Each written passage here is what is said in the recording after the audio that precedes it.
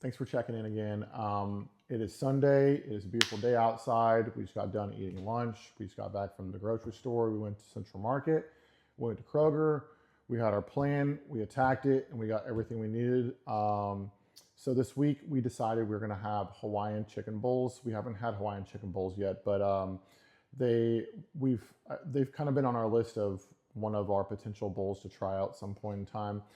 We found this recipe on Pinterest. There's a bunch of different ones. We just picked one of the pictures that looked like the best. So, and we kind of just made it our own. We're planning on having some chipotle lime chicken breast. We got that from the store. We got about 4.5 pounds. I think I've told y'all before, but basically I figured out that chicken breast ends up reducing down from whatever weight it is at to about 2/3.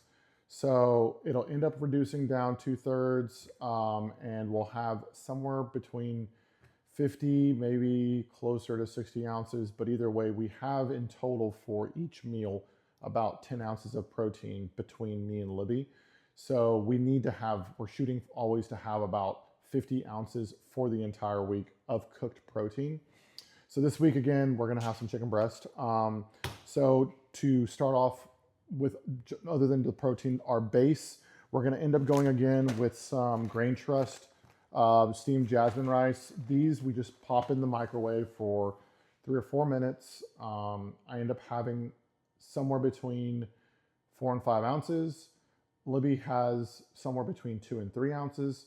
It's been a great asset for us. It's really quick. I know that you can go ahead and just buy some rice and put it in a pot, do it yourself. For us, sometimes we just need a little bit of extra time, and when we're on the go so much, it's just quicker and easier to just pop it in the microwave and boom, it's ready to go. So to each their own. Obviously, we know that you can go other different routes. For us, this is the quickest and most efficient. So we have our protein, we have our rice. We're gonna have pineapple with our bowl. This pineapple specifically is the most ripe I could find in the store. Because it's not ripe enough yet, I'm gonna go ahead and pop that one and another one in some brown bags, and hopefully they'll ripen up in the next day or two. If not, I went ahead and bought some fresh cut pineapple as well. We decided we wanted to buy some fresh cut mango. So I think for one of the meals we're gonna have mango, one of the meals we're gonna have pineapple. We'll try out each one, let you know how it tastes. Obviously, one of those things that you can just tinker with bowls, ideas, and kind of see what fits you and your family's needs. But either way, both really good options. They're going to kind of give that citrusy flavor that we're looking for in the bowl. So to keep rounding out the bowl, we have carrots. We're going to have carrots that are going to be in there probably about somewhere between 2 to 3 ounces in each bowl. So do the math, it ends up being, somewhere around 24 ounces or something like that for the whole week between the two of us. So we have a couple of bags of these. Let's see here. We have red bell peppers. We're going to do about 2 ounces a piece in the red bell peppers. We have a couple of these, 3 or 4 of these that we're going to end up cutting up today. Probably we have a little bit more time on our hands this evening, so we're probably going to do a little bit more prep. We don't always do that. Sometimes our schedules allow for us to do a little bit more food prep beforehand. Again, not meal prep, food prep. I like to say that and differentiate, because to me, whenever I was really going through different phases and different diets, the different diets called for more of meal prep. So you make entire meals, put them in the freezer, put them in the fridge, and then you don't have to do anything. And there's nothing wrong with that. But for me, I found that the sustainability level was pretty low. It started off really well for me whenever we would try to do that, especially like with like a Whole30 diet. There's just a lot of meal prep, and it really wore us out, and it just sustainably wasn't viable. For us, we found doing different types of food prep, like chopping up the vegetables that we need to chop up that's going to end up going into a bowl, or we do some of the chopping up that's going to go into a dinner, is the best option for us. Again, doesn't mean your way is not the correct way. Our way is the best way. It just means that this is how we do it, and it's what's been very sustainable for us since 2024. So it's been very, very sustainable. We're on year 3 of really doing this style of how we do all of our shopping as well as all of our food prep. All right, so going on to the next item that's going to be in our bowl, red onions. But it's not going to be just raw red onions. We're going to end up dicing these up, and Libby's going to end up making some pickled red onions. She does it really well. It's apparently really easy. I know the general principles of it. I'm a little bit wish-washy on exactly what you do, but I believe you have some white vinegar. I think you have some sugar, maybe some water. You boil it, and then you let it cool, I think. And then you put in the diced onion, and you let it basically pickle over. It happens in the course of a night, because tomorrow we'll have it tomorrow, and they're phenomenal. They're better than the brands that we have found in store that are already jarred. Obviously, there's probably a little different. There's a lot of different options, but for us, homemade, easy. My wife really helps with that, so I really appreciate that. I know the general principles of doing it. Don't specifically know the practice of doing it, but I've heard and seen that it's not too terrible and not too taxing. All right, so the last piece of our wonderful Hawaiian chicken bowls is avocado. You want to have a good fat in there. Libby bought some. I'm still deciding if I want to have avocado in my bowl tomorrow or the next day or this week. I have a love-hate relationship with avocados. I love avocado toast. I love guacamole. I feel like it's one of those fruits. I believe it's a fruit, not a vegetable, since it has a seed in it. Anyways, I really know the beneficial factors and the good fats in it and what it can do to help your body. I begrudgingly eat it more oftentimes than not. Obviously, you put it on a bowl with pico and lime. I'm here for it. I'll have it with some chips. You want to put it on a awesome piece of sourdough. Speaking of, I'm gonna sidestep right here. My wife makes sourdough every week. I love it. You put it on sourdough, amazing. Red pepper flakes, some salt, some pepper. It's the best. But when you have it just in a bowl, I've really had to take some convincing to have it.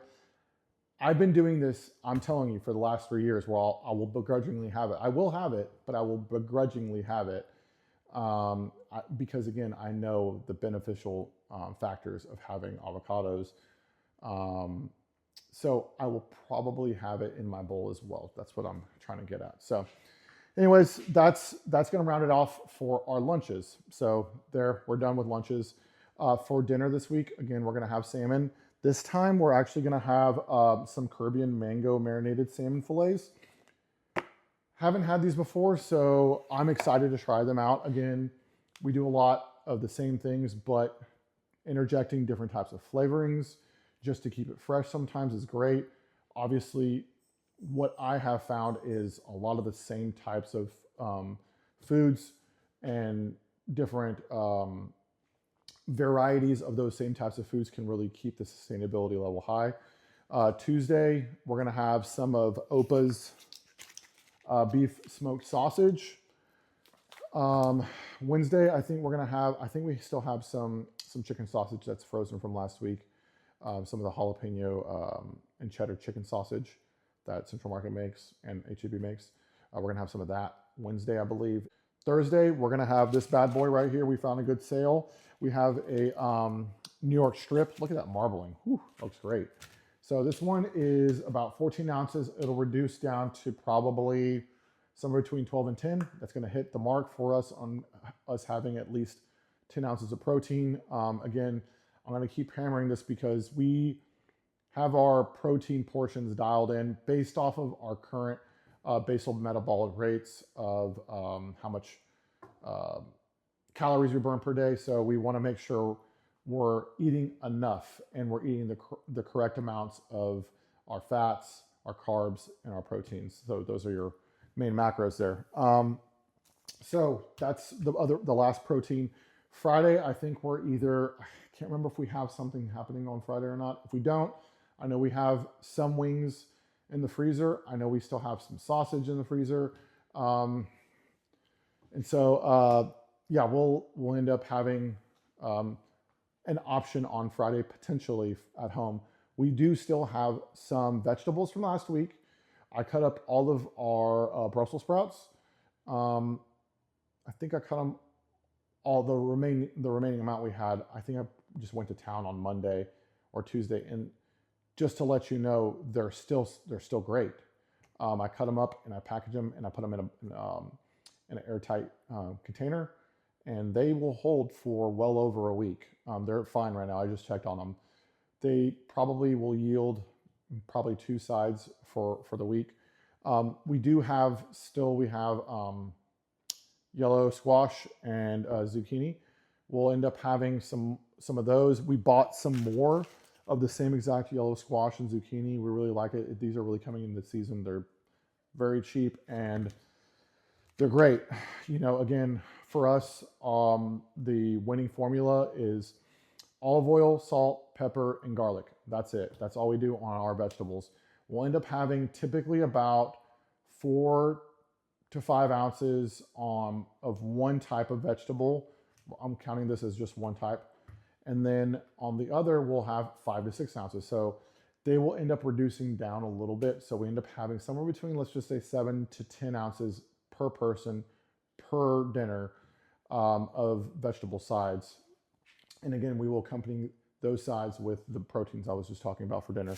The other vegetable we'll have this week are fresh green beans. We have what looks like a lot. It's about 3 pounds. I'll end up cutting off each end and then cutting them right in half. So they end up, a little bit less than what's in here because the ends are just kind of hard to eat.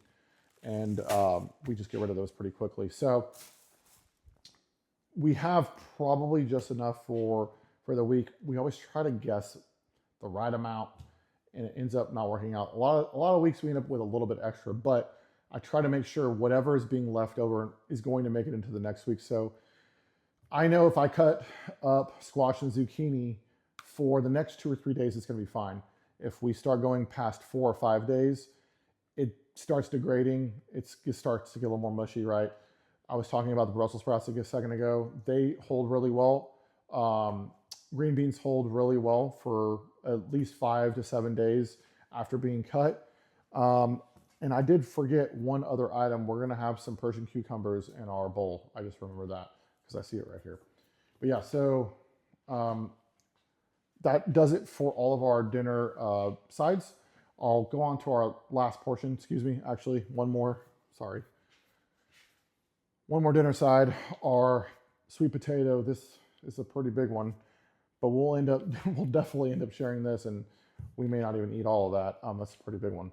We don't normally buy them quite that big. That feels at least 1.5 pounds. So what we'll do is we'll put on the oven to 450.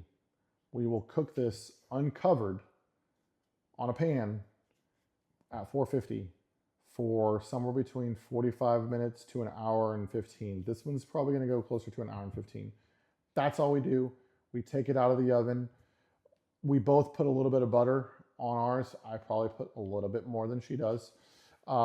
She does cinnamon, and that's it on hers. I do just the butter and a little bit of salt, and that's it. That's all we do. We don't put anything else in that.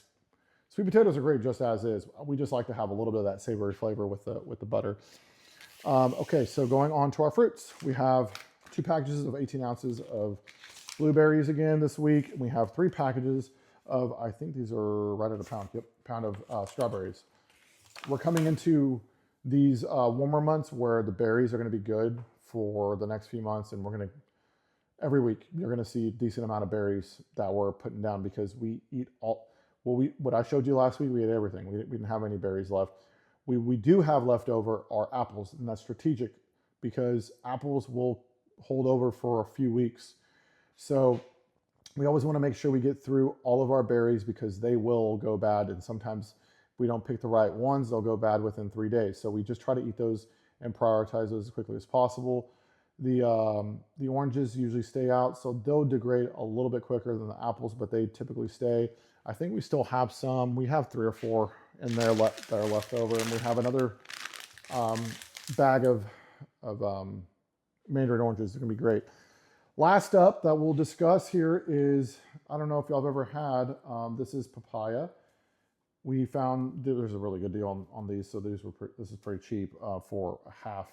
But we love papaya. I don't know if you've ever tried any of these tropical fruits, but we've kind of gone to the store and every once in a while we'll find something kind of crazy. Dragon fruit, right? We haven't had dragon fruit in a bit, but I had it for the first time in the last year, just because we just always see these expensive fruits. But I've gotten to the point where I really love fruit, and it's fun to explore different flavors of and profiles of fruit.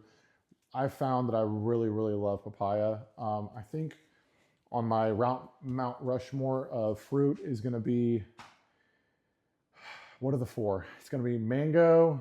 It's going to be pineapple. I'd probably put papaya up there. And tried and true apples, but man, I do love some cherries. Shoot, I love blueberries too.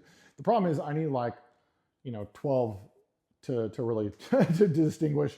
But I really, the whole point is, over the past few years, I really come to enjoy and love fruit. And once you kind of get out of the refined sugar kick, you really start tasting these different profiles from these different fruits. They're so tasty. They really are, and they're very filling. And not to mention, they're good. They're all good for you. They really are. But that's about it for this week. I really appreciate if you would give me some kind of comments or feedback. I'm going to be posting these to YouTube hopefully every week. If you can like and subscribe, that'd be great. Again, feedback. If you would prefer, you can email me, excuse me, at gogrfit@gmail.com, and I'll respond. If you have any questions, or if there's anything you want me to dive into, just let me know, and I'll be happy to help however I can. Anyways, y'all have a great work week, and we'll talk next week. All right, bye, thanks.